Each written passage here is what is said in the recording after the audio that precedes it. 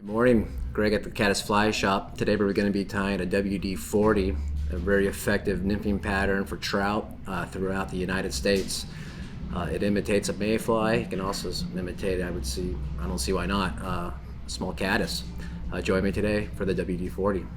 I'm just going to start off with a small thread base. And this is a very simple fly to tie.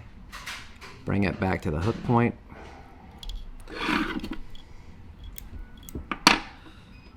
And for a tail here, I'm going to be using mallard flank dyed wood duck.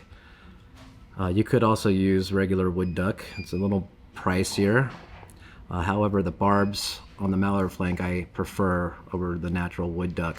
You have to check them out to see what I'm talking about. But you're just going to take a little clump, and this tail is going to be a little longer than the body, and you're going to really bring it down the hook. A couple pinch wraps to get it laid on the top. Adjust it as necessary. And I'm going to bring this well down onto the hook bend. That might be a little too much. Looks good. Then I'm going to bring this forward.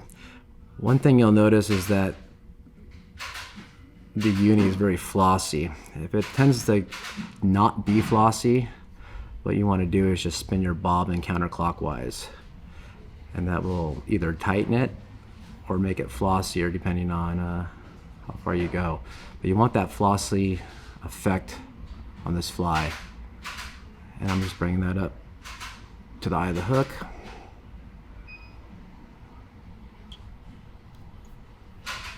All right, we're just gonna dub a very, very small thorax. Today I'm gonna be using Hare's Ear Plus dubbing in a chocolate brown.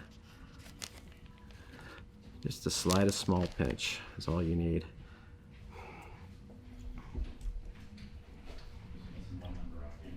If you have any longer fibers, just kind of pull those out, but just a small little ball is all you're gonna do. Maybe just a little bit more. You can use regular Hare's Ear. You can use Antron here if you wanted to. Or just a little dubbing ball. Work it back. Pull over your wood duck.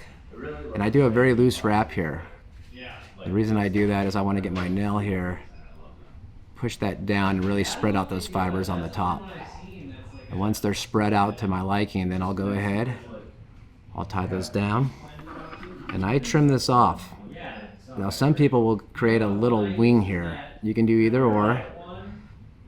You could leave it as a wing and cut it off if you needed to as you're fishing, but I like this fly much better. Just cut it off now. Remove these little fibers that are sticking out, like guard hairs and things. Yeah, that's what I do. I have a box like that for my... And then I'm going to do some very smooth wraps on the back, touching. Get my whipped finishing tool. And just do a 4 to 5 turn whip finish.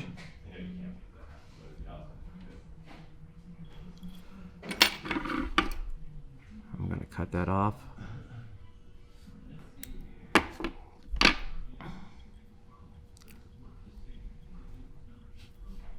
If you have any longer fibers sticking out like that little guard hairs, get rid of that.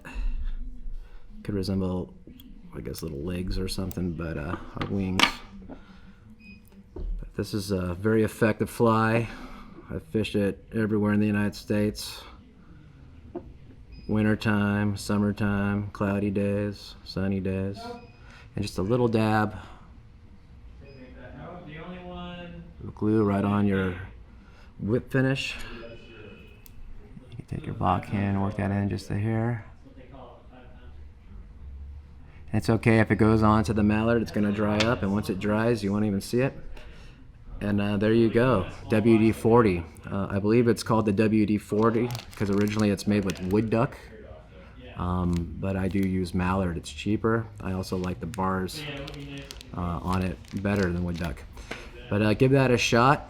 I would use it as a dropper under any dry fly, and also just use it as a regular nymphing setup, your own nymphing, under an indicator, you name it. I hope it works for you.